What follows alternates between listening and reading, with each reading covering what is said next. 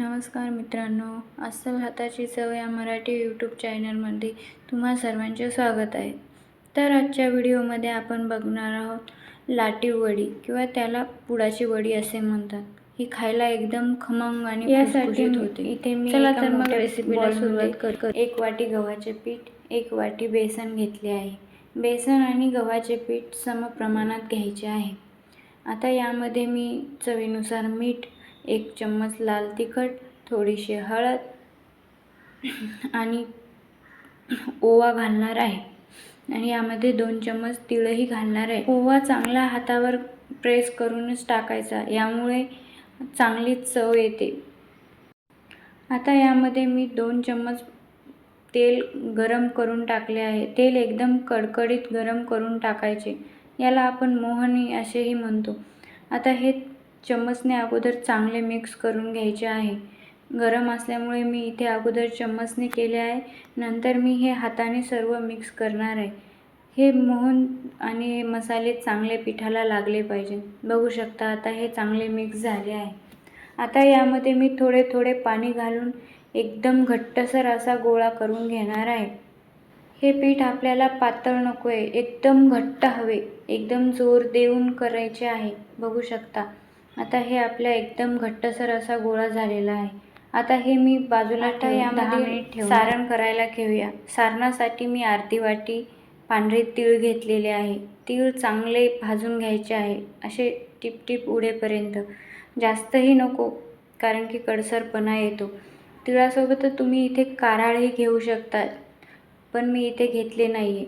आता यामध्ये 1 वाटी सुके खोबरे घ्यायचे आहे। खोबरेही चांगले लालसर भाजून घ्यायचे आहे।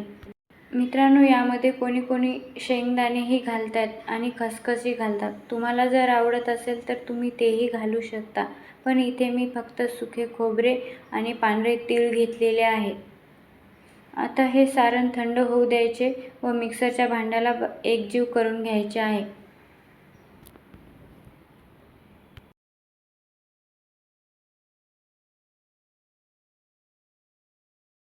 यामध्ये मी 4-5 लसणाच्या पाकळ्या घातलेल्या आहेत। 1 चम्मच काळं तिखट घातलेलं आहे, 1 चम्मच लाल तिखट, थोडीशी हळद, चवीनुसार मीठ घातले आहे, 1 चम्मच जिरे आणि अर्धा लिंबाचा रस घातलेला आहे। मित्रांनो, काळं तिखट आणि लिंबाचा रस आवर्जून घाला, कारण की याने खूप म्हणजे खूपच चांगली चव येते। तुम्हीही हे नक्की घाला, कारण आपण मिक्सरच्या भांड्याला करून घेऊ। बघू शकता आता आपला पीठही चांगले घट्टसर मळून झालेले आहे। आता मी याचे 3 भाग करून घेते।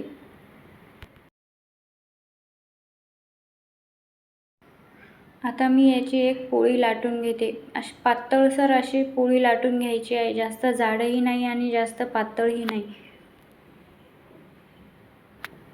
पीठ घट्टसर असल्यामुळे याला जास्त जोर देऊन लाटावं लागते। तुम्ही लाटण्याला चिटकत असेल तर थोडेसे तेलही लावू शकता।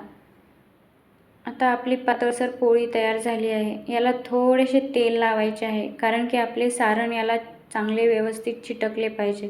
आता यामध्ये सारण पसरून घ्यायचे आहे। समप्रमाणात सगळीकडे सारण पसरून घ्यायचे आहे। जर हे सारण वर उडत असेल तर थोडेसे तुम्ही लाटण्याने इथे त्यावर प्रेस करू शकता। मीही प्रेस केलेले आहे, प्रेस केल्याने लाटण थोडेसे पोळीला खाली चिटकते, म्हणून प्रेस करून घ्यायचे आहे।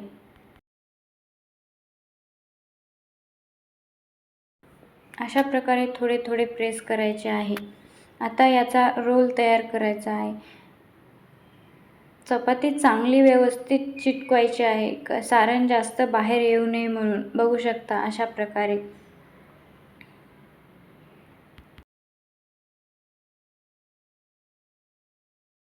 बाजूच्या कडाही चांगल्या व्यवस्थित चिपकून घ्यायच्या आहेत। तर आपल्या हे कापून घ्यायचे आहेत। तुम्हाला ज्या आकारात कापायचे आहेत तुम्ही त्या आकारात ह्या कापू शकता। असे काही नाही की असेच भाग करायचे, तुम्हाला जसे हवे असतील तसे आकार तुम्ही इथे देऊ शकता।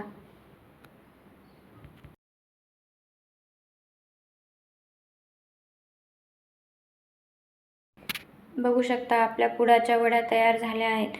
आता यामध्ये या चाळणीला चांगले तेल लावायचे आहे, कारण की खाली चिपकू नये। पाणी चांगले गरम करून व्यवस्थित 7 मिनिटे याला आपल्याला वाफवून घ्यायचे आहेत.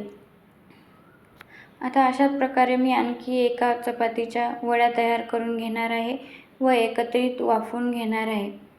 आता इथे पाणी मी अगोदरच तापवायला ठेवले होते. 1-1.5 ग्लास पाणी मी इथे तापवले आहे. आता याला चांगली उकळी आल्यावर हे मी 7 मिनिट वाफवून घेणार आहे. बघू शकता आता 7 मिनिटानंतर आपल्या वड्या चांगल्या वाफवून झालेल्या आहेत. अजिबात चिपकत नाही आहेत. ज्याला तेलकट नाही खायचे ते असे वाफाळलेल्याही खाऊ शकतात. ह्याही खायला एकदम चविष्ट लागतात. मी थोड्या फ्राय करून घेणार आहे. यासाठी मी थोडेच तेल कढईत घेणार आहे. जास्त तेल घेणार नाही, कारण की सारण बाहेर आल्यावर तेल खराब होते, म्हणून थोडेच तेल घ्यायचे. गॅस एकदम हाय फ्लेमवर करून ह्या वड्या तळून घ्यायच्या आहेत. तुम्हाला जशा तळून घ्यायच्या तशा घेऊ शकता. जास्त डीप फ्राय करायच्या किंवा शॅलो फ्राय करायच्या तशाही तुम्ही करू शकता. मी इथे थोड्या जास्त फ्राय केलेल्या आहेत. मित्रांनो, खमंग खुसखुशीत काहीतरी खायचे असेल तर तुम्ही ह्या वड्या ट्राय करू शकता. ह्या खायला खूप खमंग आणि खुसखुशीत लागतात. आपल्या महाराष्ट्रात ह्या एकदम प्रसिद्ध आहेत. बाकरवडीपेक्षाही छान आणि चविष्ट लागतात. तुम्ही एकदा नक्की ट्राय करा. मित्रांनो, तुम्हाला माझी रेसिपी आवडली असेल तर एक लाईक, शेअर, कमेंट नक्की करा. आणि हो, चॅनलवर नवीन असाल तर नक्की सबस्क्राईब करा. आता आपली लाटी वडी किंवा पुडाची वडी खायला तयार आहे. थँक्यू.